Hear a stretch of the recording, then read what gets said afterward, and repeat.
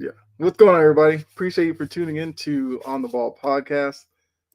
We appreciate you for coming through. You already know, got a lot to get into, and we're gonna have some fun with it. And obviously, want to hear from you down in the chat as well. We're gonna talk some NBA, gonna talk some NFL.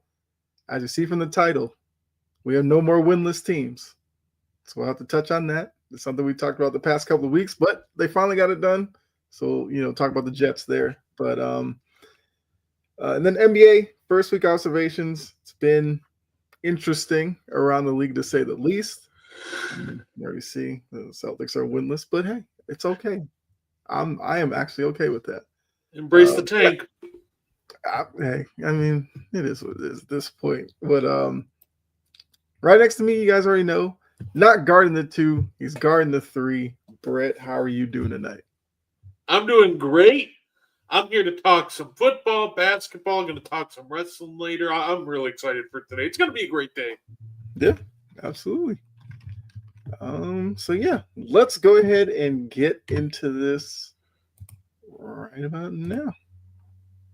So, starting off, a lot was made during the bye week for the Ravens that Lamar was going to come back, everything's going to be fine.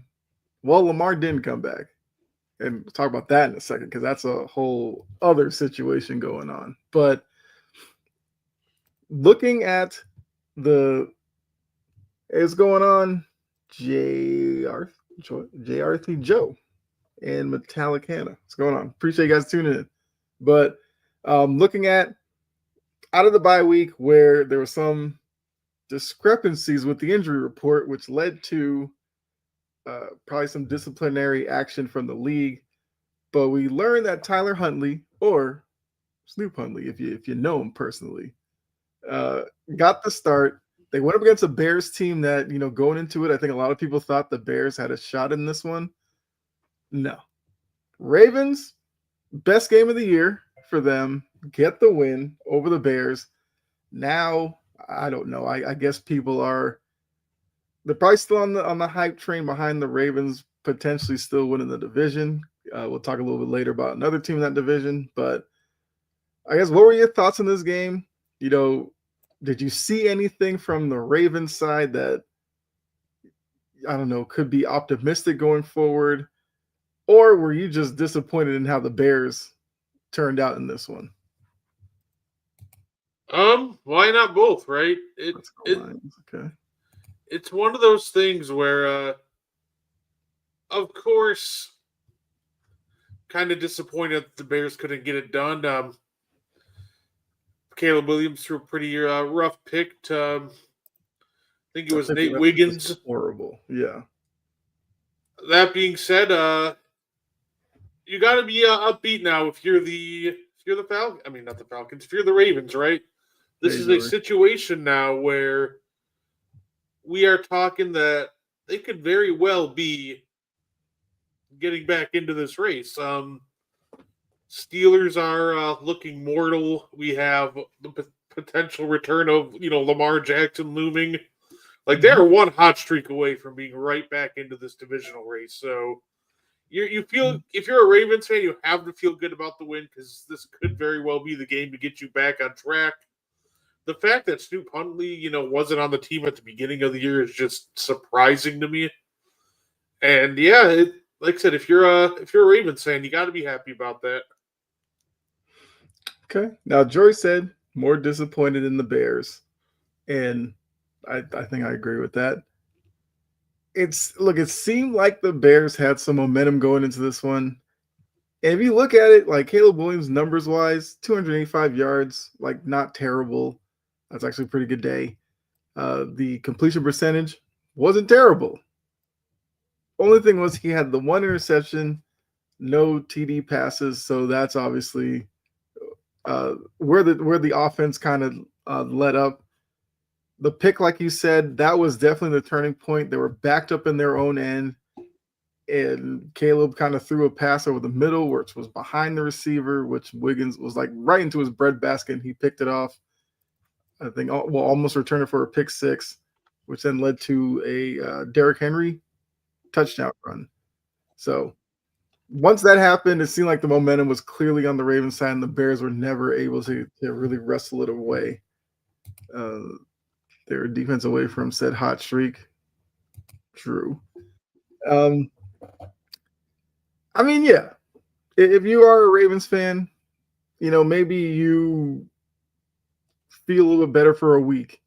They still have a lot of work to do. They're 2-5. So, let's see them get to 500 first, and then we can kind of re-examine where they are.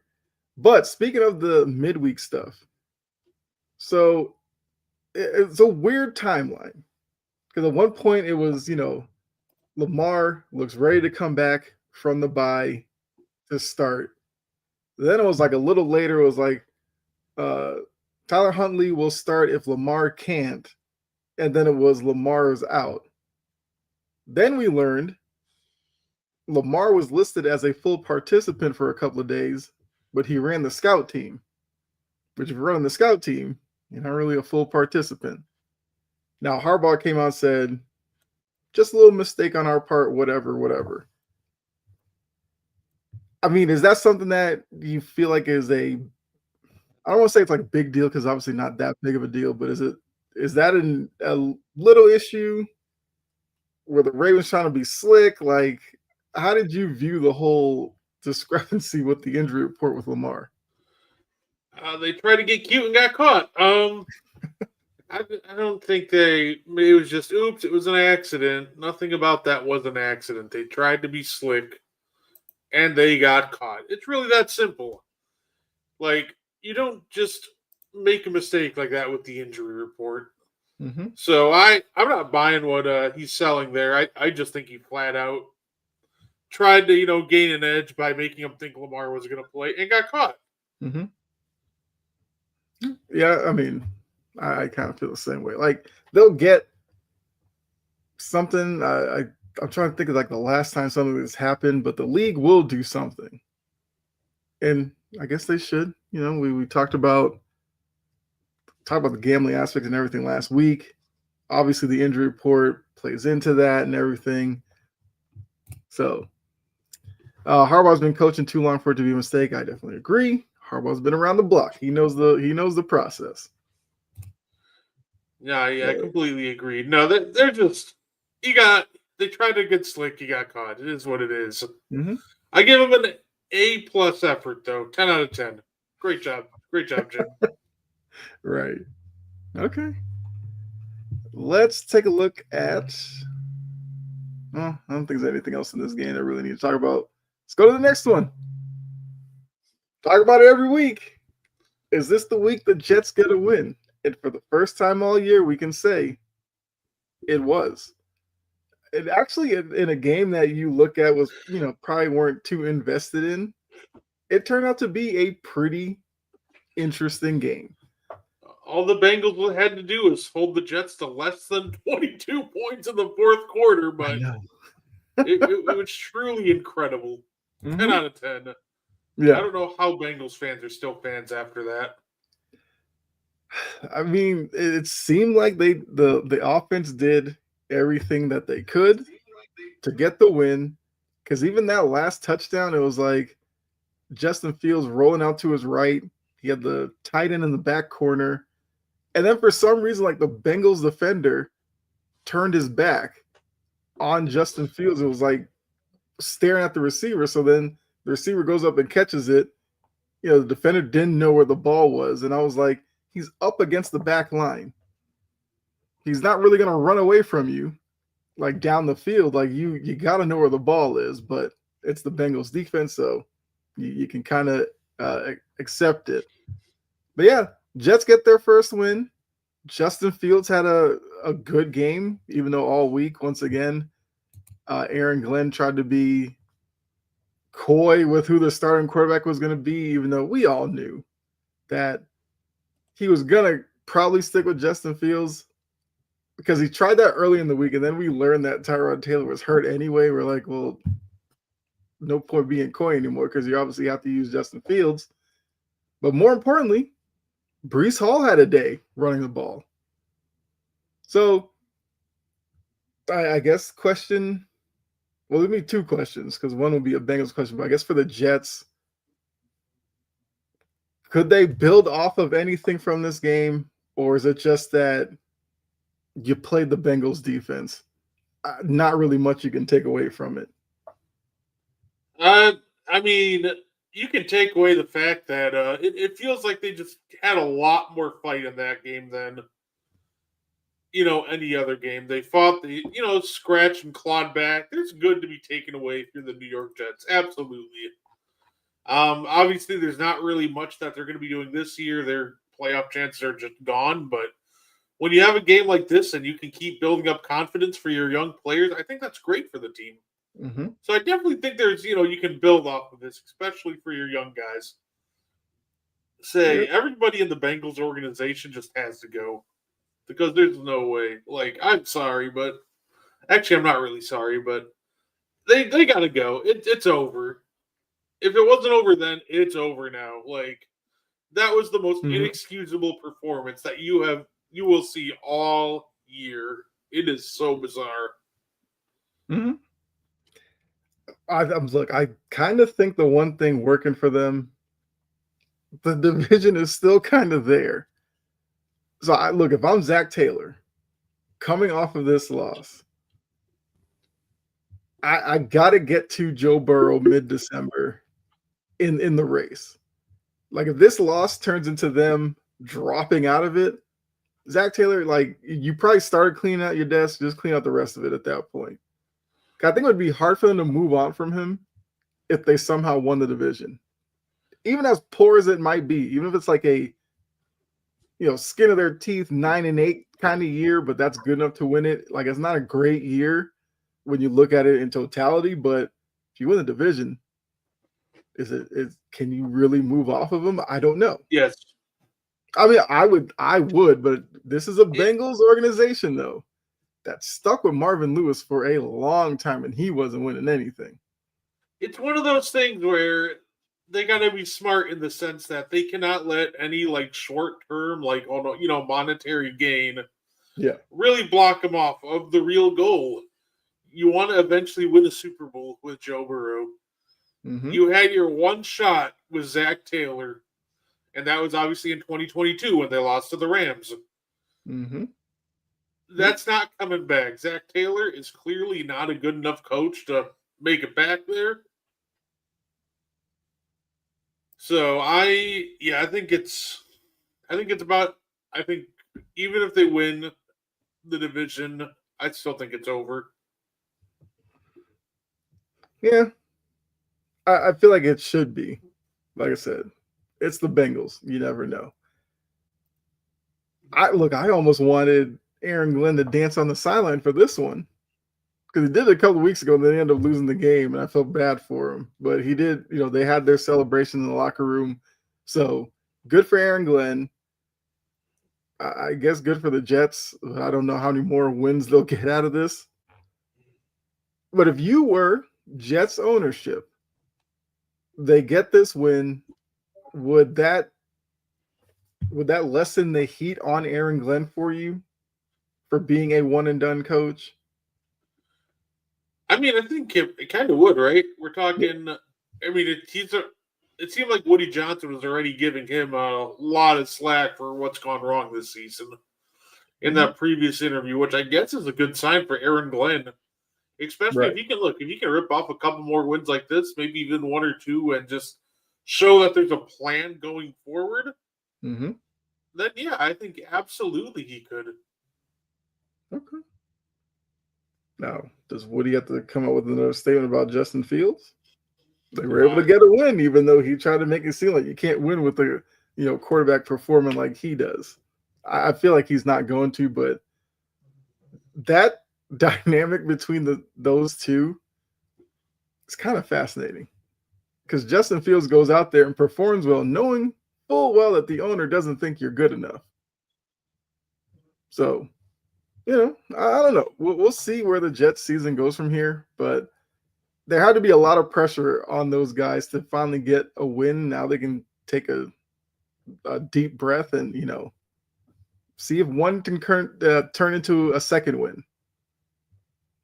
At what point, I don't know. But I mean, Joe Flacco, I feel like he did enough. I feel like the offense did enough. It's just You say you will never catch. Look, if you're in the NFL and your offense scores like over 20, most games like 24 points or so, at that point you've done enough to win like 90% of NFL games. yeah. But when you score 38, yeah, at that point it just stops being the offense fault. Spare me with the old, oh well, they didn't get it done on their last drive of the game because they only got it done on every other drive of the game. So yeah, I definitely think that it's not, you can't blame the offense on this one. Yeah, with where the Jets were offensively as one of the worst offenses in the league, you go into the fourth quarter up 31-16. That should be enough to win. But look, this is why you got to play 60 minutes. So good for the Jets. Bengals, you got some work to do.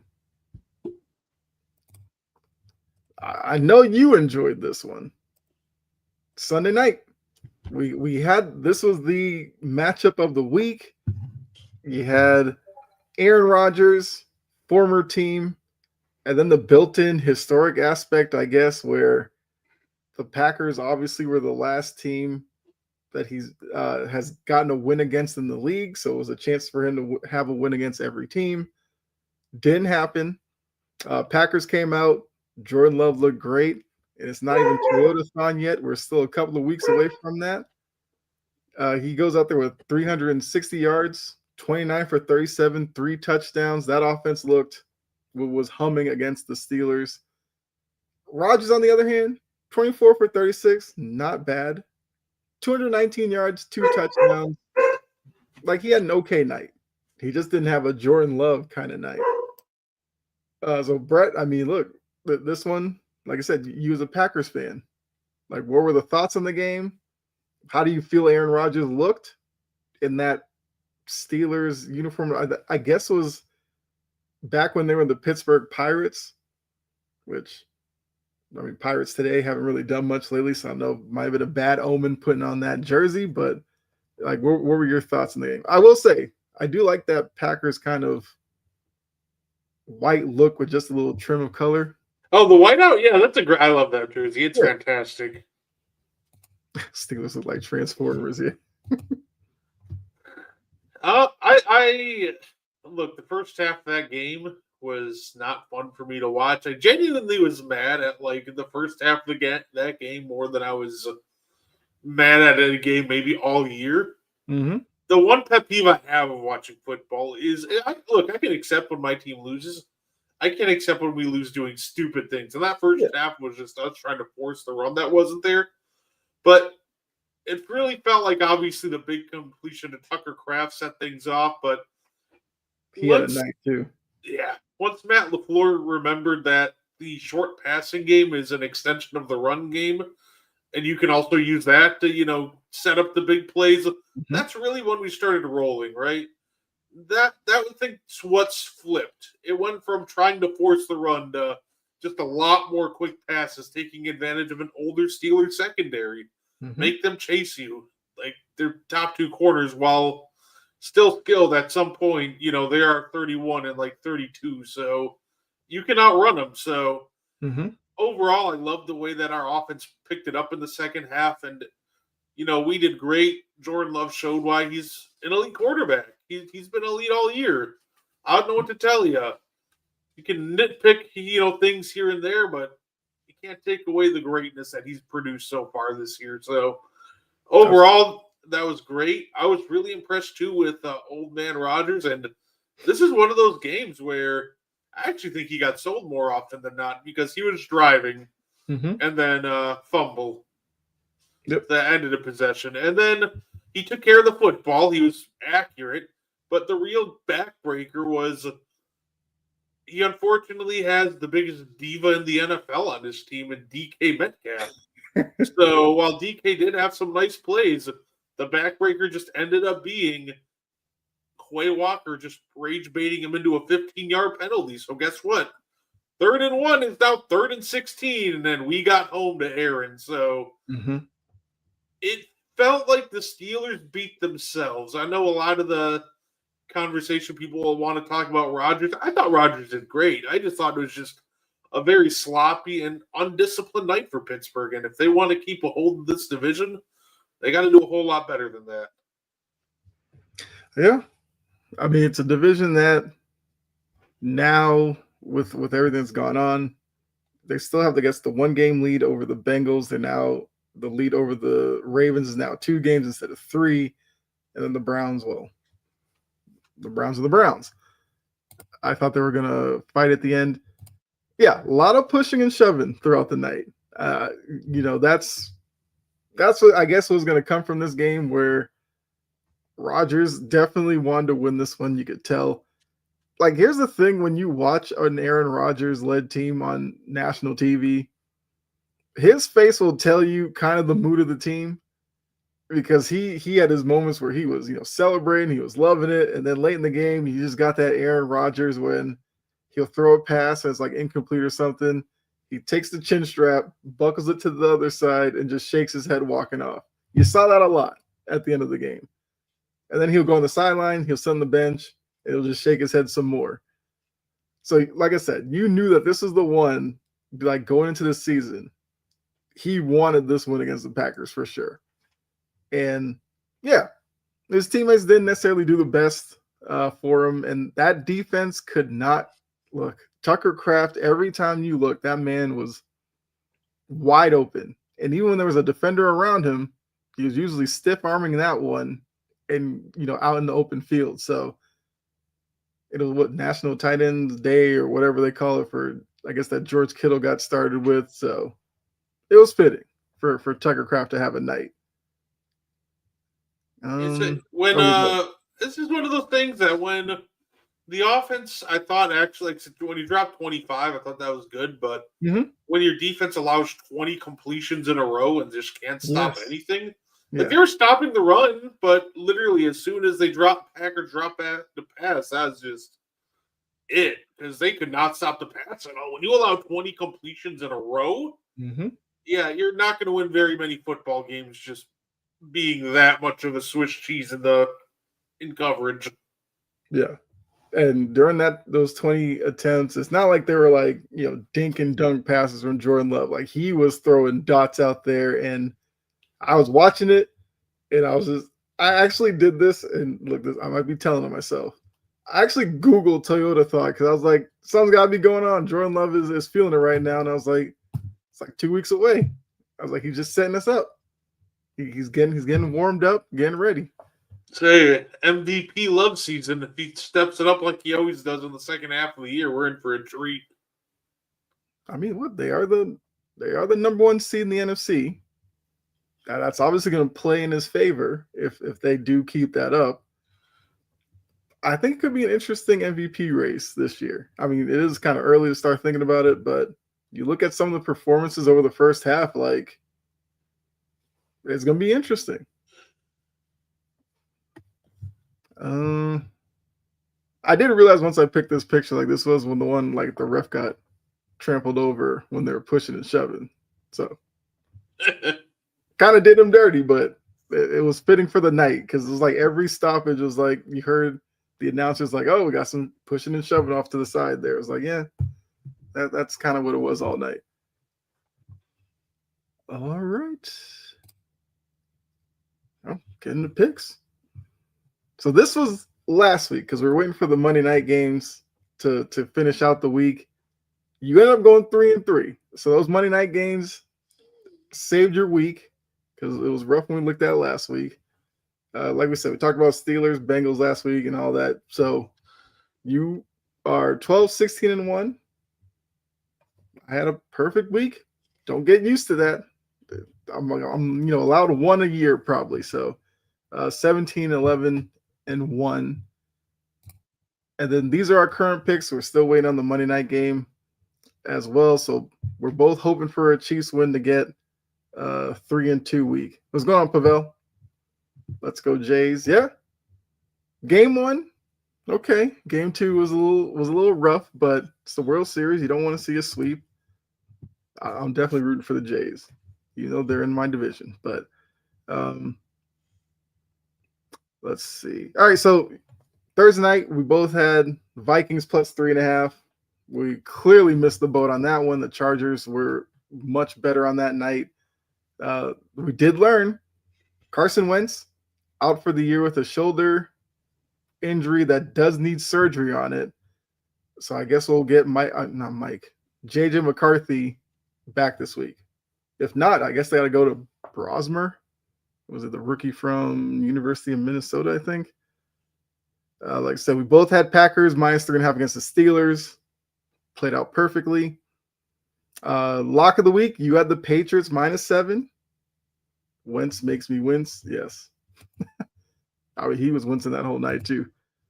I had the Bucks minus 5.5. We both missed on our underdog because you had the Bears plus 6.5. We just talked about that game earlier. I had the Cowboys plus 3 against the Broncos, and the Cowboys let that Broncos offense just run up and down the field on them. So let's see. Well, actually, we can talk about your pick of the Patriots minus 7, which would have been my pick if you didn't take it, but saw that game. Obviously, as a Patriots fan, was well invested. So I think the first question you obviously have to ask, is it time to go to Shador for the Browns? If he's ready. It's not just the answer. Like, everybody wants a decisive yes or no, but the reality is the answer is if Shador's ready. Like, it's not, is he better than Dylan Gabriel right now? Is like the reality is the question is if he's ready to go, then yes, they should give him a shot at this point. Say Gabriel impressed in this first start, I thought, but he's kind of fallen off since then. So if he's ready to go, yeah, give him a shot. If he's not ready to go, throw Gabriel out there another week. So I know he was on the injury report, so yeah, I wouldn't rush him back from an injury or anything to, get him a start. But yeah, he should get his chance when the time presents itself if he's ready. Yeah, because I was about to ask, like, is Gabriel a starting level quarterback? But you just talk about him falling off after the first week. So I'm assuming you're going to say, looking at him right now, he probably shouldn't be a starter in this league. But it is the Browns situation. It's either him, Zappy, or Shador kind of at this point. He strikes me as like I think he can be in the league a long time, but he strikes me as more like he's a backup. He's a spot starter. He's somebody that's a really good locker room presence. Yeah. He's not somebody that, I'm holding, moving heaven and earth to make sure he's my franchise quarterback. But I think he can be in the league a long time. I just don't think you want him to be your franchise quarterback. Yeah. But I agree with that. I kind of wish Control's in the chat because I know he's been talking about this for weeks. Travion Henderson finally got an opportunity. Even though he actually didn't play a lot of snaps, he played like 14, but he got, I believe, 10 carries or so, 77, 78 yards, showed some explosiveness. Even though I've seen the whole Patriots season, and a lot of times Henderson was like running into the back of linemen who were pulling or whatever and was kind of hurting himself. Against the Browns, he was able to get in open space and found lanes and all that. So I feel like his production and his cooperation will start going up from here, which I'm fine with. Then on the other side, the other Ohio State quarterback, Quinshon Judkins, struggled against the Patriots defense. I guess one last follow-up question before go to another game. Drake May. You know Drake May is my guy. Is he a top 10 quarterback, top 5 quarterback? Where would you put him? Ooh, let's see. I think he's absolutely been a top 10 quarterback, right? Mm-hmm. I think he's in that conversation where he's top 10 for sure, and he makes the discussions like faintly for a top 5 quarterback. I don't think he's there yet, but he's definitely on his way. If you want to argue he's a top 5 quarterback this year, I'll listen to it. Well, yeah, I probably should say So that. I meant like no, obviously I know at what this you point. meant. Yeah, That's kind of where I'm at with him. If you want to yeah. say the top 5 quarterback, I'll listen to it gladly because the argument's there. So I think he's in the conversation, which is great for the Patriots. Are they the favorite to win the AFC East? It's probably still Buffalo, but I mean, I picked Buffalo before the year. So. I would still say it's Buffalo. They're just more battle tested. At the end of the day, they do have Josh Allen, which helps a lot. Mm-hmm. But I think the Patriots will be right in the mix. So it'll be a fun stretch here.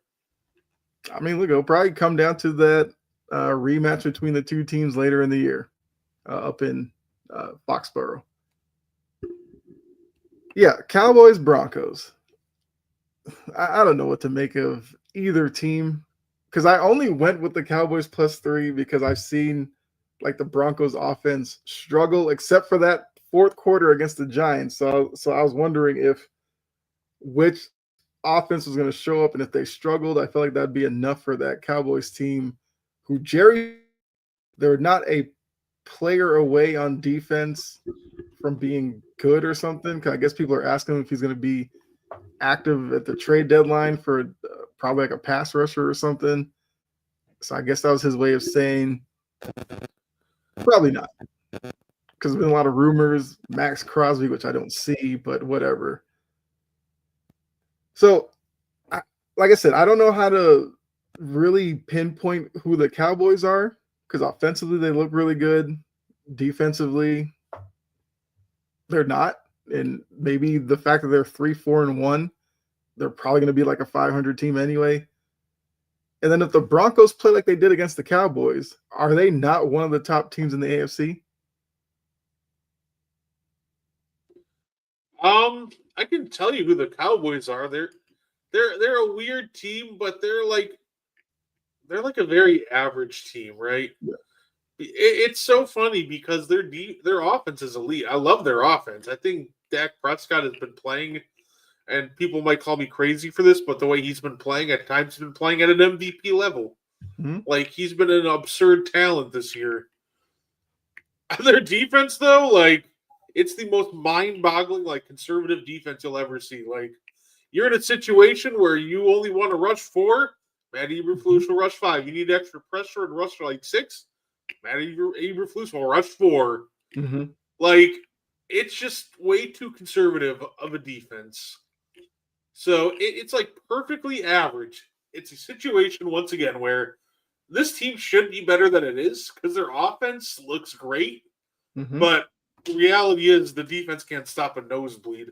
Look, I know the Broncos were, talked about as, being this team that's going to win the division, talked very highly about. Mm-hmm. That is not an offense that should be dropping 40 bombs on you. But the Broncos did it, so, like I said, they're painfully mediocre, but it feels like they should be better. But they won't be better until they fix that defense. And I think it all starts with maximizing the talent and getting a creative scheme. You got to get Eberflus out of there, honestly. Get some new blood in. Mm-hmm. Yeah. Yeah, that was probably the biggest shock that the Broncos dropped 44. Because I agree with you. I was not expecting that. Like, I thought their offense would look okay against the Cowboys defense, but not 44 points worth. I know, like, Dak threw a couple picks, but I wasn't even mad at that because after a certain point, you just feel like you have to force the issue, right? Mm-hmm. And that's where Dak got. Like, it looked like after a certain point, you're just trying to make things happen. And if you throw a pick trying to make things happen, I'm never going to blame you for that. So the Cowboys just really got to find a way to fix their defense. And if they're not going to, have, elite, like an elite pass rusher or anything, then they got to get a more creative coordinator. Right. And then I guess the last team, the Bucks.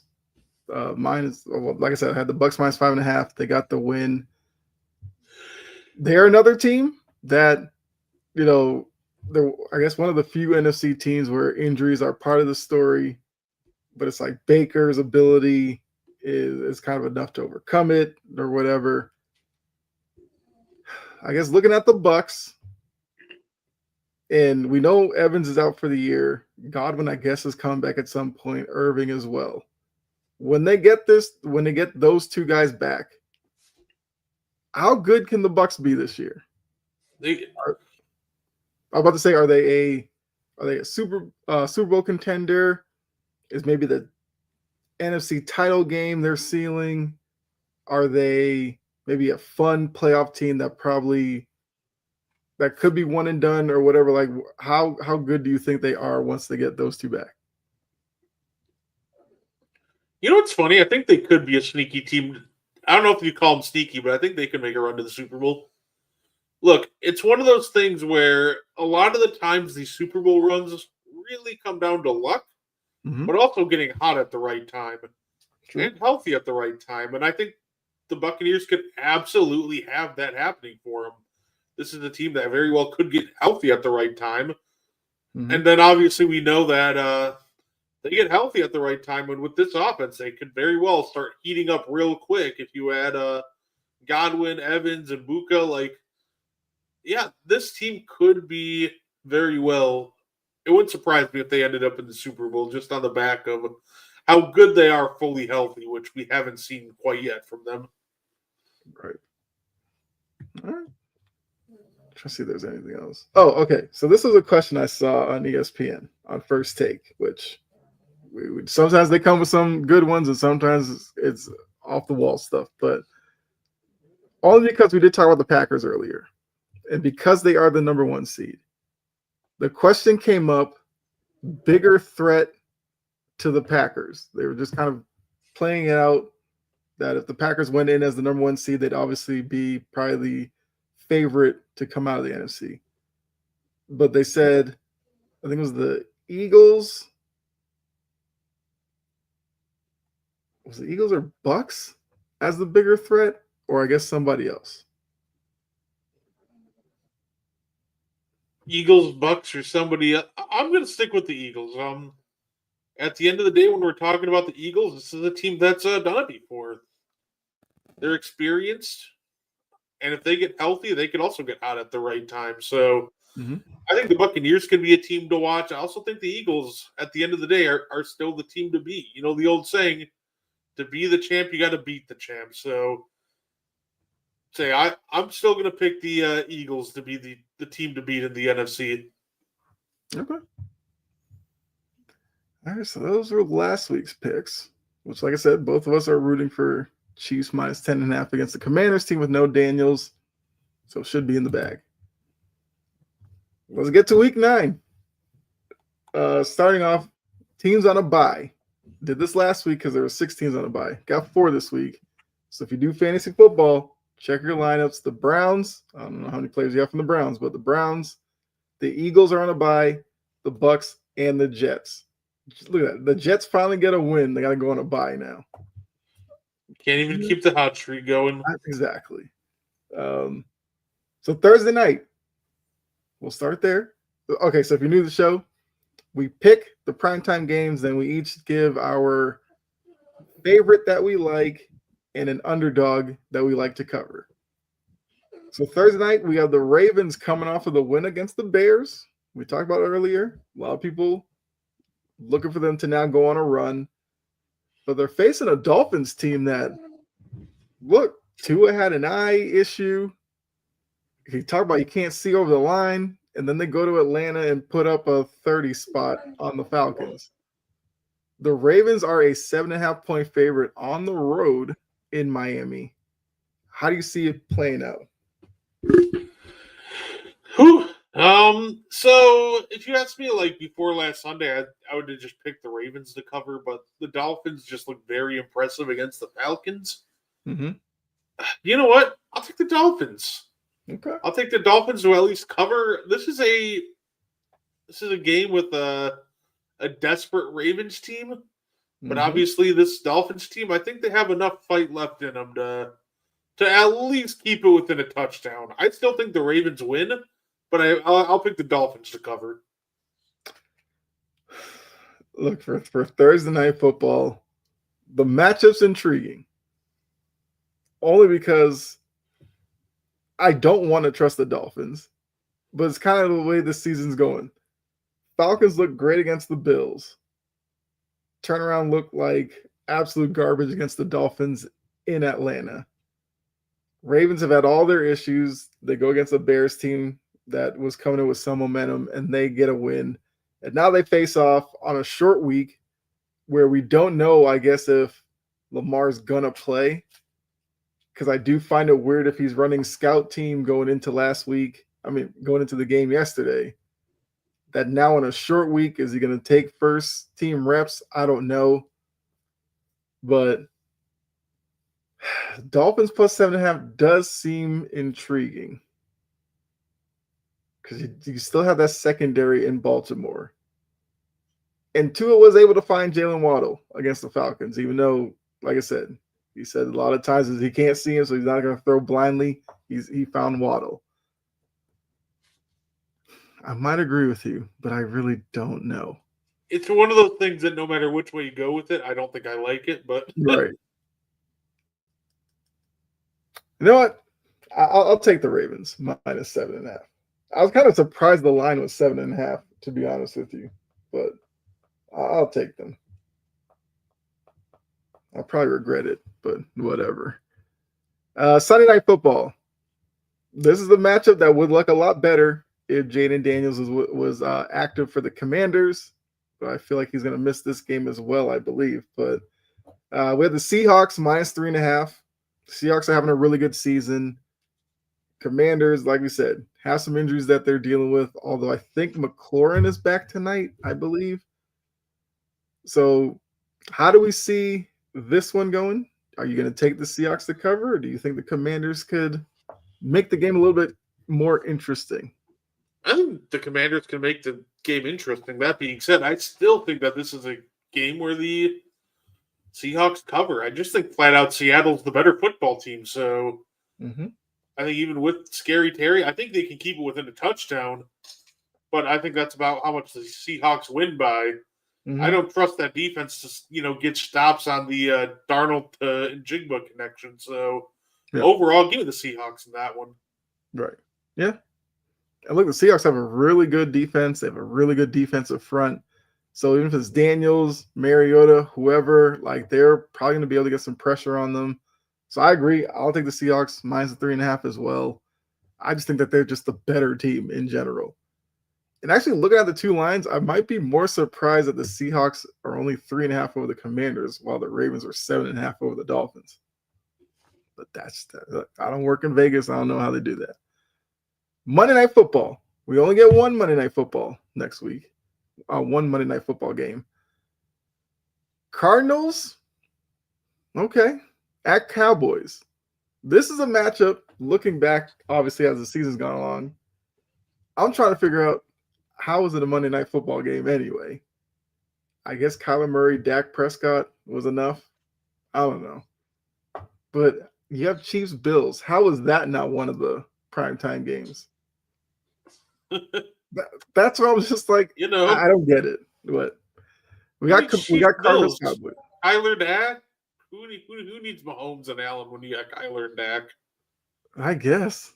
Like even Vikings Lions, if you were before the season, you'd probably go, yeah, that could be a primetime game. But either way, Cardinals Cowboys. Is this an easy one? Cowboys cover the 3, or do you think the Cardinals cover? I'll take the Cardinals. The Cardinals can still move the football, which this is a really porous Cowboys defense. So I'll take the Cardinals to cover the spread on this one. Okay. Cards plus 3. Let's see. I took the Cowboys last week. They burned me. Monday Night Football, though, down in Jerry World. I think I'm going to do it again. I think I'm going to fall for it. I think I'll take the Cowboys minus 3. I think at a worst case, maybe it's a shootout, but maybe it's a game that the Cowboys win by like 7, 8 or something. Maybe the Cardinals are driving to tie it, and they somehow come up short. So I'll take the Cowboys minus 3. I don't know if I'm confident in it, but I guess I don't know. I guess I trust the Cowboys a little more right now. All right, so now looking at the rest of the schedule. Let's see, Falcons, Patriots. Patriots 5.5-point favorite, which obviously hits home for me as a Patriots fan. But now living in Atlanta, Falcons are the team that's, I guess, in my backyard now. So at least it'll be on TV down here, one way or the other. That's also good. But I got the Bears, 2.5-point favorite at the Bengals. Bengals coming off that tough loss to the Jets. Bears coming off the tough loss to the Ravens. That's an interesting matchup there. Vikings, Lions. We'll have to see who's quarterback for the Vikings. I'm assuming it's McCarthy, but McCarthy is trying to come back from an injury. Lions are an 8.5-point favorite at home. One of those double-digit lines that sometimes get scared from. Panthers coming off of a blowout against the Bills. Facing your Packers. The Packers are a 12.5-point favorite. Broncos are a 1.5 favorite going to Houston to face the Texans team that coming off of a win over the Niners. The Niners, 2.5-point favorite over the Giants, going up to New York. Speedy recovery to Cam Scatterbo. Saw the injury. Not a good one. Like, it's, dislocated ankle. You saw it on TV. It was gruesome. But Niners are a 2.5-point favorite on the road there. Colts, the 7-1 Colts. I can't believe I'm saying that 8 weeks in. Well, I guess 9th week now. Colts are a 3-point favorite over the Steelers on the road. The Chargers are a 10-point favorite on the road to Tennessee to face the Titans. The Jags are a 3-point favorite over the Raiders out in Vegas. The Saints heading out to LA to face the Rams. The Rams, largest line of the week, 13.5-point favorite over the Saints. And then, as I said, the game that probably should be Monday night, Chiefs are a 1.5 favorite over the Bills going up to Orchard Park. So which game are you taking for your favorite pick? Bryce coming out this week? Is Bryce coming out this next week, do you think? I feel like the indications are that Bryce is out again. Let me double check that. You know what? It's great. For my lock of the week, give me the Packers plus 12.5. Okay. I normally shy away from big numbers. However, well, to put it simply, Andy Dalton looked awful. Like, beyond awful. Like, he's making mistakes a rookie would make. It would be fine if he wasn't 37 years old. Right. So, I'll take the Packers to beat either Andy Dalton or Bryce Young coming up a high ankle sprain by more than 2 touchdowns. Yeah, saying Bryce Young day to day, there's some optimism he'll practice by Wednesday.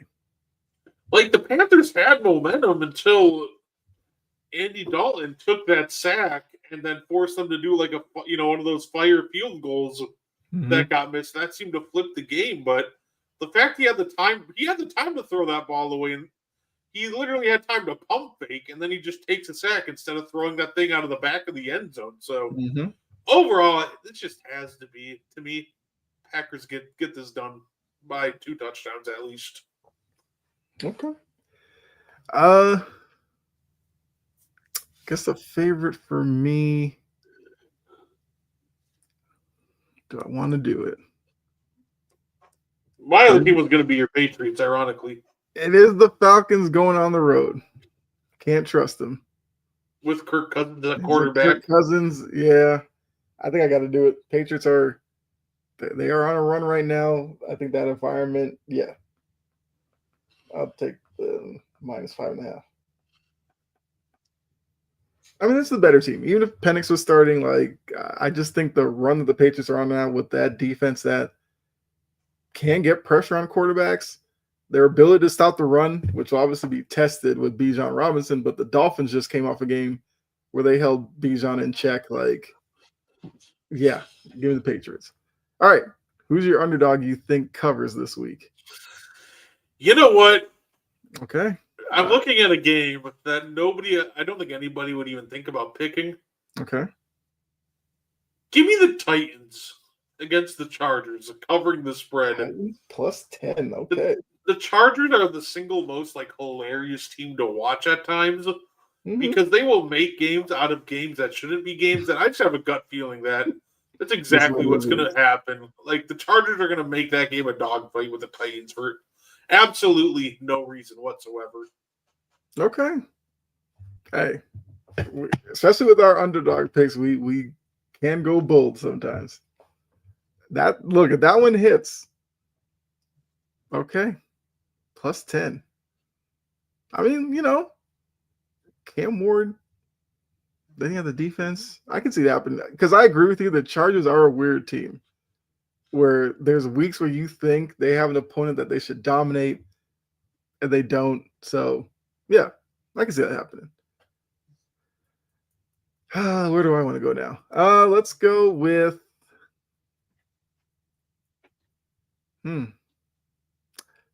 Broncos Texans. Interesting. Both of those defenses, but the line is only 1.5. So I'd have to basically say the Texans are going to beat the Broncos. You know what? I might do it. I might take the Texans plus 1.5. No. But then the Texans' old line against that Broncos. That's the part that's giving me hesitation. Like I don't know who's blocking Nick Bonito on that line. Mm-hmm. I don't really trust the Giants without Scatterbo. I can't trust the Bills. I mean, all right, I'm gonna go crazy. I'm gonna take the Bengals plus 2.5 over the Bears. The Bears offense frustrates me enough that I worry if they will take advantage of the Bengals defense, even as much as the Jets did. So I'll do that one. I hope that happens because if they lose to the Bengals and they can't figure out the Bengals defense, oh my gosh! First thing I'm going to do next week when we get on the show is I'm going to tag Damien and ask him what happened. Right. Well, look, because Damien's in the Passionate Precision Discord, he was losing his mind over that game against the Ravens. So I'm sure he'd probably join you in that next week if it does happen. But all right, so those are our picks. Just to recap, Thursday night you have Dolphins plus 7.5. I've got the Ravens minus 7.5. We're both taking the Seahawks Sunday night minus 3.5 over the Commanders. You have the Cards plus 3 Monday night. I have the Cowboys minus 3.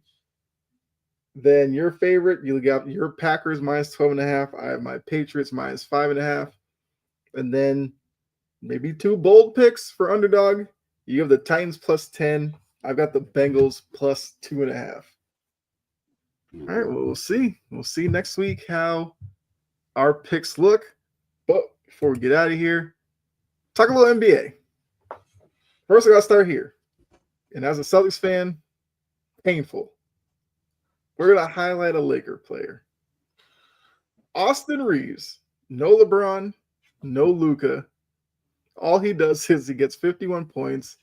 Now, the line here doesn't show it. He had, I believe, 11 rebounds and 9 assists. The 9 assists might be the most surprising of the 3 numbers, but 12 for 22 from the field. And this is one of the things that has fascinated me with Austin Reaves. He gets a lot of free throw attempts. I mean, 21 for 22, you would think these are SGA numbers, but no. Austin Reaves put this out there. Is Austin Reaves starts, so I guess he can't be a 6th man of the year guy, but is Austin Reaves a star in this league? Is he a really good role player? I know you guys, you and Mo on and one were kind of ranking forwards and guards like that. Austin Reaves, what is he? Is he just a really good role player? Maybe a minor star? So I think the category for someone like Austin Reaves, he either fits in one of two, right? I think you can either call him a high-end role player. Okay. But I think more people would probably put him in fringe all-star conversations. Now, when I say fringe all-star, that doesn't mean you're actually like an all-star or even going to be talked about for an all-star game. All I care about is, does your production match that of somebody Who's an who's all-star? on the borderline conversation of, an all-star team? And I think Austin Reeves so far has, rang that bell. So I think right now, I think he's like in that fringe all-star category. Like, he's that guy that you're like, look out, he's going to break out to be the next star. Just an absolutely terrific game from Austin Reeves. Luka's down, LeBron's down, no problem. You know what? Maybe it's time to look to the future. Trade both Luka and LeBron, build around Austin Reeves. Kidding, but that's some great hoops by him. Well, they might agree with the trade LeBron part, but obviously Luka is the future there. Like I said, as a Celtics fan, it hurt me to have that conversation, but I gotta point out, it was a great performance by him. There was actually a few performances yesterday between you had Reeves. I know Jaylen Brown had 41.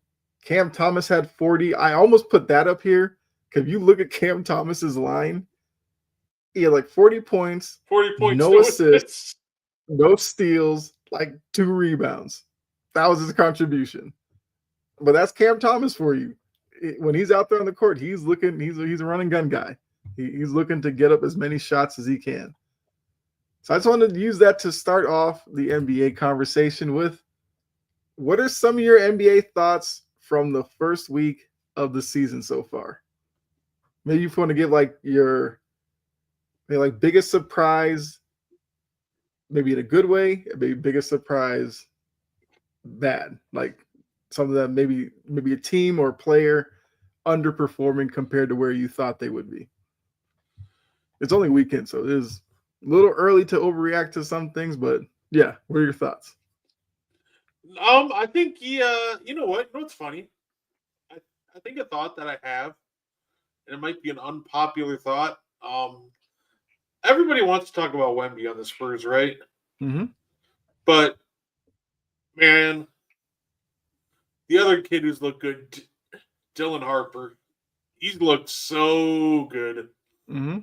And they got obviously a lot of time with all the rookies that are still on their rookie deals, but if you're San Antonio, you might obviously you're going to end up having to trade one of those guards away most likely because you can't pay 4 guards. Mm-hmm.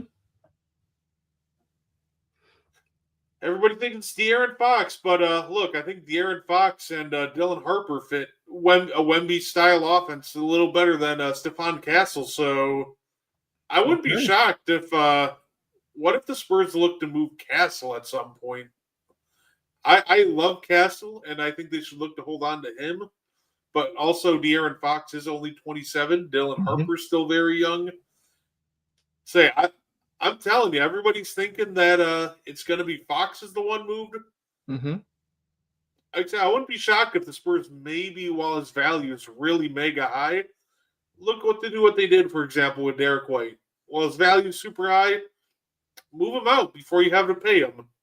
Yeah. Get extra picks back, and then continue to build around your young core that you have now. So I think that's just some food for thought. Like, what if we're looking at the wrong guard this entire time that San Antonio's looking to move? Okay.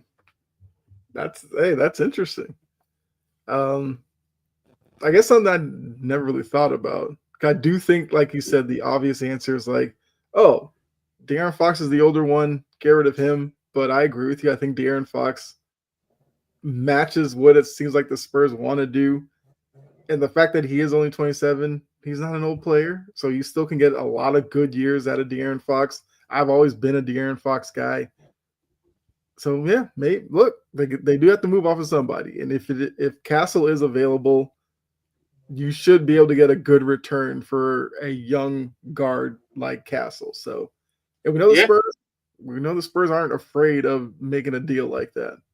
Say it's not going to be for another, let's say, at least till probably, I wouldn't even say next offseason, maybe like the trade deadline of next season. But yeah, I don't know. Like, if it's going to be Castle, he's got to improve his shooting. He's just a very rough offensive player. very good defensive player. He gives a lot of effort, but yeah, just a very rough offensive player. Okay. Hey, I don't hate it. I don't hate it. Well, I think for me, I guess the good, I'll say that I see the Bulls. Will's Bulls are leading the East right now. They're only 2-0. But we talked about before, uh, was it Zealous? I believe Montes this is yeah. Zealous. He's a fun guy to watch. And obviously I'm not expecting the Bulls to be the number one seed in the East. Like that's please, I'm not crazy. But if you catch them on TV, at least you get to watch Buzelis, who, you know, is a budding star. I feel like the kind of overwhelming thing is last season, a lot of the narratives were what's the league gonna do when KD, LeBron, and Steph leave? I just feel like if you pay attention, there's a lot of young talent in the league right now that they should be fine going forward. Like it's not that big of a deal. And you look around to a lot of these teams. I mean, you mentioned Harper, you mentioned Castle, you got Buzelis, you got guys like Jalen Johnson, like a lot of young talent that, oh, Edgecombe with the Sixers. Once again, Celtics fan, tough for me to say. He's looked great. They still have Maxey. Like, there's a lot of young stars that are out there that maybe it takes moving on from LeBron, KD, and them to actually, put a spotlight on some of these guys that aren't really being talked about a lot right now. See, shout out Trey Jones on the Bulls too. He's been balling. Yeah. A lot of young guys out there. Nah, you don't. Nah, you thought you could get away from it. We got to talk about it, man. One more negative thought. Who told Jaylen Brown to get the Carlos Boozer? Like, come on. I was going to say that. Well, okay.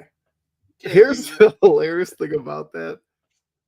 I keep seeing the clip of like him in the 3-point, like the stance or whatever, like, with the ball in his hands, trying to set up his move.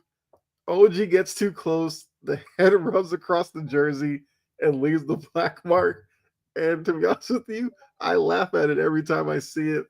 And I don't know, because as far as I knew, Jaylen Brown had good hair. I've never known him to be like, thinning hair or balding. I have been in the barbershop where I've seen them bust out that spray and spraying on people, and I'm just like, okay. So I don't know what's going on, but it was funny.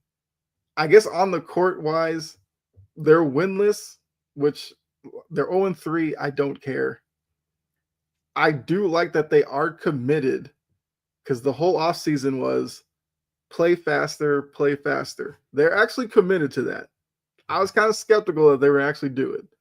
Once again, it's only 3 games in. We'll see like January and February if they're still doing it or not. Oddly enough, this team kind of seems like a Joe Mazzulla type of team where nobody has big expectations for them. But I think once they kind of figure out rotations and, I think Mazzulla's trying to figure out which guys he can play with certain lineups and everything, because he's trying to integrate a lot of guys, because Sully's went through a lot of changes. Like, he's trying to figure out who Minot is, even though I like his defensive presence. He's trying to figure out how many minutes he should give to Hugo Gonzalez, who's another guy who's really good defensively.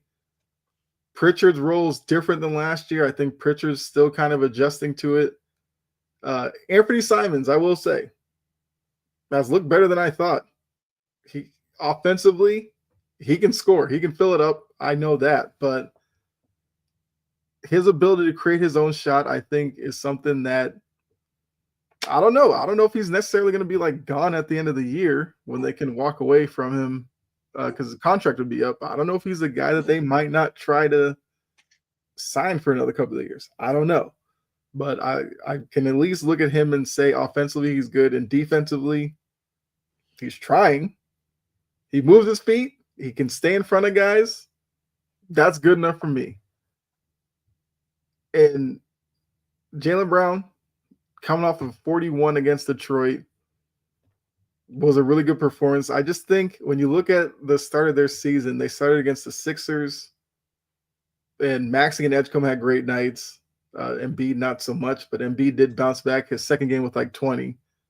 The Knicks, who a lot of people have as a team that's going to be contending to win the East, and then a Pistons team that you and I are both high on this year. So them being 0-3 doesn't surprise me at all. Like, I'm watching people talk like, man, they really miss Jason Tatum. I'm like, you needed 3 games to know that? They were going to miss Jason Tatum anyway. Isn't that going to be the one benefit of, like, for example, the Celtics do just genuinely end up being terrible this year? I feel like that's the one benefit, because I feel like it sometimes takes a season like this for you to truly appreciate someone. Mm-hmm. And now I feel like that if the Celtics, do just go down and tank, and they go like, 20-40, 20-62 or whatever, that would be so great for Jason Tatum PR, because then it could be like, see, they do need me. Yeah. Which, I mean, obviously, I talk about Jason Tatum a lot, but I saw like a TikTok video and somebody was like, the past like 7, I guess, MVPs have been international players. Who's going to be the next like American-born player to win an MVP? And I was like, I don't know. Well, maybe it's Jason Tatum. I don't know. But I agree with you. I feel like for whatever reason, people didn't want to give Tatum his credit, but now with the way that the Celtics have started, they're like, yeah, Tatum's kind of that guy. It's like, well, obviously, but you guys didn't want to see it. So, yeah. Yeah. I think they'll be okay, but like, I don't know if they're going to be, 20-62, but let's say Tatum doesn't play a minute this year. Maybe they're like a 35-38 kind of win team. I don't know. I wouldn't let Tatum play a minute. Yeah, I feel like that whole thing was if they were kind of in it and he's ready to come back, he probably comes back because he's just that kind of like competitive guy. But if they're out of it, yeah, there's no point really doing it. Yeah, no, except if you're Brad Stevens, even if he wants to come back, you're just like, nah. Right. That ain't gonna happen. I think Brad Stevens would love for him to sit out the year. All right, well, I guess we'll end on this. Off topic. He knows you're going to love this. What's up, John? Star, Favre, Rodgers were all 27 when they won the Super Bowl, and Love turns 27 this year, which the broadcast highlighted a couple of times. They had the whole graphic and everything ready. To be honest with you, I didn't know that. And when they said it, I was like, that's kind of too weird not to pay attention to. And they're the number 1 seed in the NFC right now. The stars could be aligning, Brett. Might be planning a parade up in Green Bay.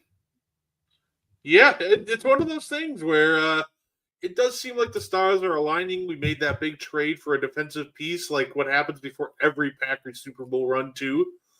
Obviously, before Favre won his, we traded for Reggie White. Before Rodgers won his, we traded for Charles Woodson. We just traded for Micah Parsons.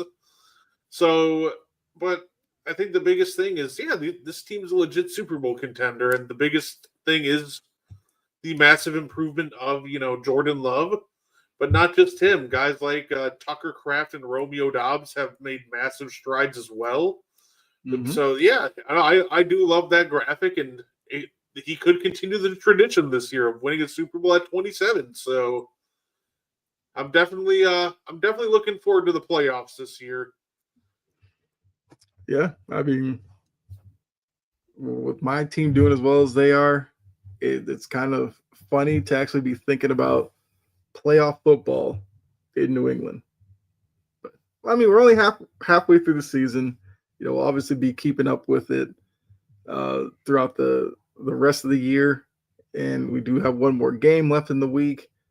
I believe if the Chiefs win tonight, do they not jump up into a playoff spot?